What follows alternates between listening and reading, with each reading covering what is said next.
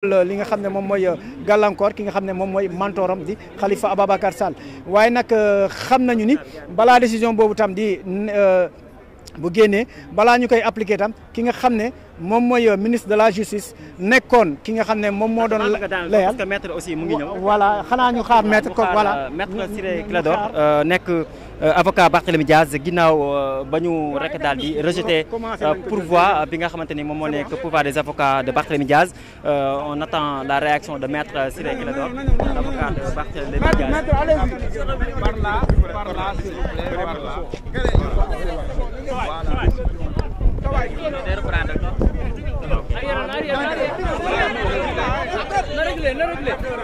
Voilà donc fi mu ne nii c'est un peu difficile pour mën a am pour le moment réaction bi nañu xaar ba mu def déclaration si.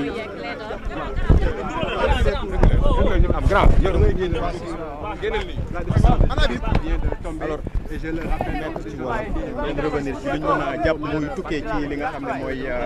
verdict bi Cour suprême daal di joxe jëmale ci jugement. Si tout le monde pose des questions, je ne pourrai pas répondre.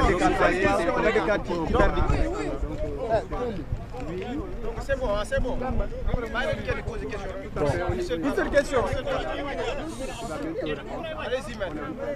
Bon, voilà, je vous en supplie, après il ne faudrait pas me prendre individuellement. Je vais faire une déclaration. Je vais faire une déclaration au nom du collectif. Ouais. Bon. Donc ce matin, la Cour suprême a eu à entendre l'ensemble des parties ainsi que les représentants du ministère public avant de se retirer pour délibérer. Elle vient de reprendre l'audience et a lu sa décision qui est une décision de rejet sur 4 moyens que nous avions en fait soumis à son appréciation. Naturellement, la défense est très surprise. Elle respecte la décision. C'est clair,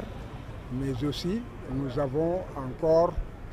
une voie de recours qui est le rabat d'arrêt. La défense va réfléchir et voir si en fait il y a un moyen qui nous permet de le faire. Bon, ce que la population et la communauté internationale et nationale doivent comprendre, c'est que les droits de Barthélémy dans cette procédure n'ont pas été respectés. D'abord, le premier moyen, c'était nous plaindre de ce qu'une exception d'inconstitutionnalité avait été soulevée en cours d'instance à la Cour d'appel.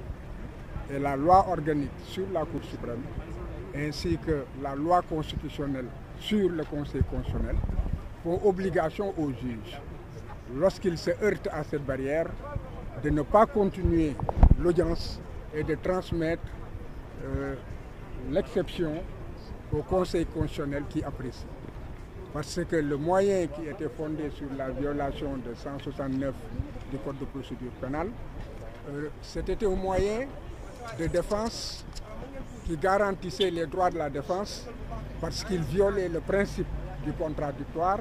et violait aussi le principe de l'équilibre des armes entre la défense et l'accusation. Et pour que cela soit plus clair que simplement dit, lorsque le juge d'instruction doit clôturer son enquête, les avocats ont 3 jours pour faire des observations et essayer d'amener le juge à conclure à une requalification des faits ou bien à un non-lieu. Après les 3 jours, le dossier est transmis au procureur de la République, qui lui a 10 jours pour prendre ses réquisitions et les faire revenir. Il se trouve que l'article qui est incriminé ne permet pas aux avocats de prendre connaissance des réquisitions du ministère public pour en fait respecter le principe du contradictoire. Alors que le procureur de la République prend connaissance des arguments de la défense, tient compte de cela dans la rédaction de son réquisitoire et les avocats n'ont pas le moyen, la loi n'organise pas la possibilité pour les avocats, n'est-ce pas, de quereller ce qu'il a dit. Donc le principe du contradictoire, et il y a aussi l'équilibre des armes, n'est-ce pas, où il y a une nette faveur qui est donnée au procureur de la République, alors que en matière judiciaire, le débat doit être loyal. Bon, l'autre chose, c'est que il était reproché aux juges de n'avoir pas répondu, parce que là, il y a une confusion qu'il faut quand même relever. Et je pense que la Cour suprême est tombée aussi dans ce piège, dans la mesure où le premier juge qui prenait l'audience et devant lequel il y a eu les plaidoiries sur l'exception d'inconstitutionnalité a été remplacé. Après qu'il ait écouté les débats, qu'il ait demandé que des notes en cours de délibéré lui soient déposées, ce qui a été fait, et nous avons la preuve, si certains le veulent, on leur montrera la décharge du juge. Maintenant, à la reprise de l'audience, ils sont contentés de dire rejet, sans dire pourquoi, alors que toute décision doit être motivée. Donc c'est la loi sur l'organisation judiciaire, en fait, bannit toute décision rendue par un juge lorsque la décision ne contient pas les motifs, donc les explications,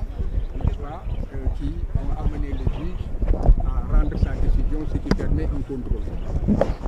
Donc, on n'a vu nulle trace de cela dans le jugement qui a été délivré. Ce n'est pas la faute des avocats, c'est un manquement donc, du service de la justice, du service public de la justice. Par ailleurs, les greffiers devaient reprendre cela dans le pluvitif et la Cour tout à l'heure a dit qu'elle ne trouve nulle trace dans le dossier déposé. La question qui se pose est que est-ce que la Cour se contente donc, du dossier qui est déposé ou la Cour que les avocats déposent ou la Cour a l'obligation de vérification de l'ensemble du dossier qui lui est transmis depuis l'enquête préliminaire, l'instruction, la première instance, l'appel. Vous avez vu ce gros dossier qui était sur sa table. Donc, une simple vérification sommaire peut-être aurait permis à la Cour donc, de retrouver ces traces. Est-ce qu'elle l'a fait, est-ce qu'elle ne l'a pas fait? Bon, on ne le saura jamais. En tout état de cause, les preuves sont là que ce recours a été fait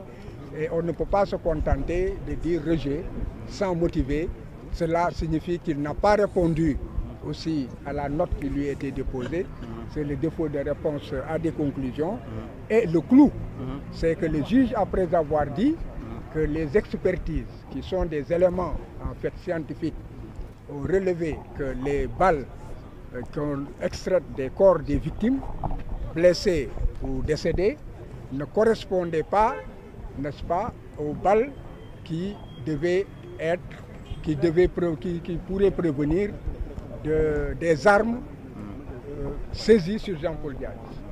Alors, nous avons Barthélemy Diaz. Bon, donc, il est clair que lorsque un juge le dit, et en conclut en disant que cela ne milite pas à sa faveur et que par voie de conséquence il est coupable, nous avons vu que dans le même raisonnement, le juge a dit une chose et a tiré des conclusions en fait incompatibles. Voilà. Donc, et la Cour a décidé qu'il n'y avait pas de contradiction et que le juge, la décision qu'il a rendue était en fait une décision, en tout cas, qu'elle agrée. D'où le rejet donc, de tous les moyens. Bon, maintenant, comme je l'ai dit, c'est une décision qui est rendue. Une autre décision pourrait être rendue si nous recevons mandat de notre client Barthélemy Diaz, de saisir encore la Cour suprême d'un rabat d'arrêt où ce sont les chambres réunies qui connaîtront de ce dossier.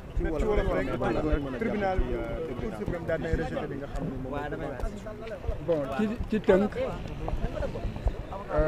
atte bu njëkk bi tribunal dafa nekk dafa daanoon Barthélemy Diaz ñaari atu kaso yoo xam ne que juróom-benn yi la waroon tëdd te fekkoon ne tëdd na ko ba pare ñaareel bi daan ko pour que mu joxe ndàmpaay 20 millions ak juróom ci kaw loolu ñu dem pour attewaat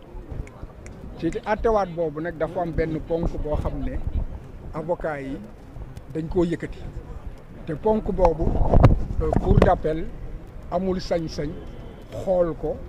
walla di ci mën cee dugal kàddoom dafa waroon jël dossier bi jébbal ko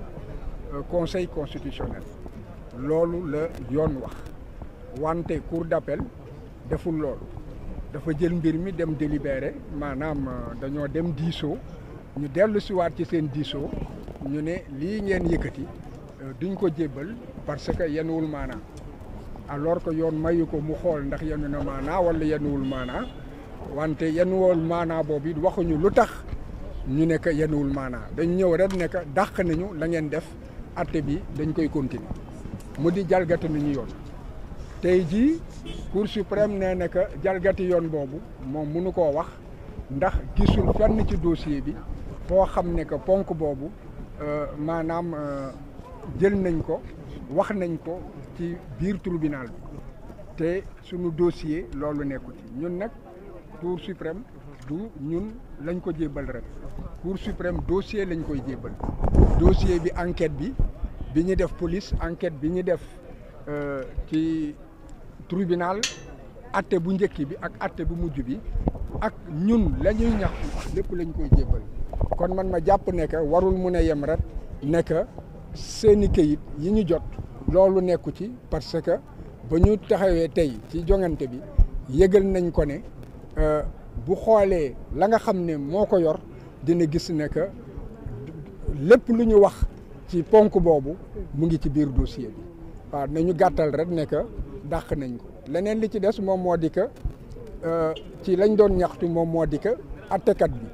dafa nekk kuréel yi nga xam ne moom la ñu seppi ci yaramu nan la tuddati Ndiaga Diouf ak ñi nga xam ne dañ ne dañ leen gaañ kuréel yooyu bañ ko xoolee nekkul kuréel yoo xam ne mun na jóge ci fetal yi Jean Paul Diaz yore woon Barthélemy Diaz yore woon ngeen baal ma ndax papaam laa gën a miin moom laa gën a xam moo tax tur bi di ñëw dégg nga kon boog bu waxee loolu ba pare nekk quand même lañu karey Ndiaga moom la ki gaañ ñeneen ñi it daanaka moom la ak moom ak ña mu àndoon ña mu nekkaloon kooku ñun ñi gis ne que wax ci biir wax dafa am waroo munoo wax ne que la ngay wër fekkoo ko ci nit ki ba pare ne que nit ki moom moo ko def maanaam foofu cour suprême nee na que moom ci ñoom seen xam-xam foofu amul benn waroo kon boog ñu jàpp ne que daal ci gàttal ci wolof ndax jël di tekki ci wolof la ñuy wax ci tubaab dafa jafe mais ngeen jàpp ne que daal cour suprême bañ na lépp kon atte ba njëkk ba te ñu déggaloon ko cour d'appel atte boobu moom mooy wéy léegi nag ba tey des na ndax cour suprême dafa am i mbaxana léegi bi mooy mbaxana bi nga xam ne que moom moo xam mbir mi saytu ko wante am na mbaxana bu ko féete kaw loolu nag ñun dañuy yebal ñu liggéey bu ñu ne yemale leen fii ñu yem foofu kon boog ñu ngi déglu nan la tuddati Barthélemy Diaz ba xam ndax daf ñuy yebal pour que ñu yóbbu mbir mi fi gën a sori nga xam ne fa lay yem wala ndax nañ ko dàkkal kon moom la ñuy déglu. waaw donc mu nekkoon kii di maître Ciré Clédor nekk